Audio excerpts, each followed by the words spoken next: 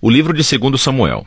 Confira o vídeo sobre o 1 Samuel, no qual foram apresentados os 3 personagens principais do livro, Samuel, Saul e Davi. E também ao conceito literário do livro, que primeiro apresenta Samuel e depois mostra a ascensão e queda do rei Saul, em contraste à ascensão do rei Davi. 2 Samuel conta a história de Davi como rei de Israel. E em 2 movimentos há uma temporada de sucesso e bênção seguida de uma enorme falha moral e as suas tristes consequências. E o livro termina com uma conclusão muito bem feita, que volta a refletir sobre o bem e o mal na vida de Davi, criando esperanças para que um rei venha de sua linhagem. Então, a história em 2 Samuel começa após a morte de Saul, e Davi surpreende a todos com uma composição de um longo poema onde ele lamenta a morte do homem que tentou assassiná-lo. E mais uma vez, o autor apresenta a humildade e a compaixão de Davi. Ele é um homem que lamenta até mesmo a morte de seus próprios inimigos. Após isso, Davi vivencia uma temporada de sucesso e bênção de Deus. As tribos israelitas pedem a Davi que unifique todas as tribos e torne-se seu rei. Sendo assim,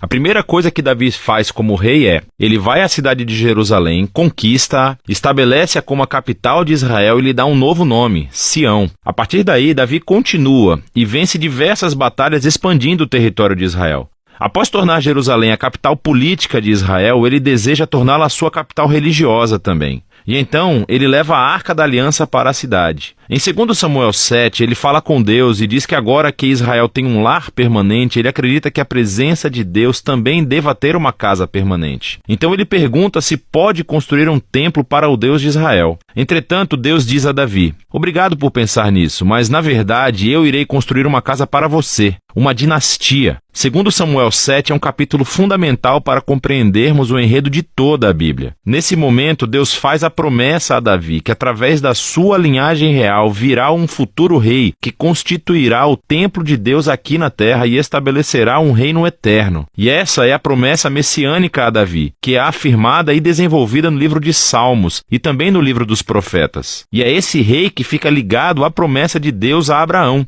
O futuro reino messiânico será a maneira como Deus irá trazer a sua bênção para todas as nações. E é aqui, no meio de toda essa bênção divina, que as coisas se tornam terrivelmente mal. Davi comete um erro fatal. Não é fatal para ele, mas para um homem chamado Urias, um dos estimados soldados de Davi. Do seu terraço, Davi vê a esposa de Urias, Batseba, tomando banho. Davi a procura, dorme com ela e a engravida. Então ele tenta encobrir a coisa toda, assassinando Urias e casando-se com ela. Isso é simplesmente horrível. Então, quando Davi é confrontado pelo profeta Natã sobre tudo isso, ele imediatamente assume o que fez. Ele está despedaçado, arrependido e pede a Deus que o perdoe, e Deus o faz. Entretanto, Deus não elimina as consequências das decisões de Davi. E como resultado da sua terrível decisão, a família de Davi, o seu reino, tudo desmorona. Isso transforma essa ascensão em uma história trágica, muito parecida com a queda de Saul. Os filhos de Davi acabam por repetir os erros do pai, mas de uma maneira ainda mais trágica. Amnon abusa sexualmente da sua irmã, Tamar, e o seu próprio irmão, Absalão, descobre tudo e manda assassinar Amnon. E então, Absalão arma um plano para destituir o seu pai, Davi, do poder,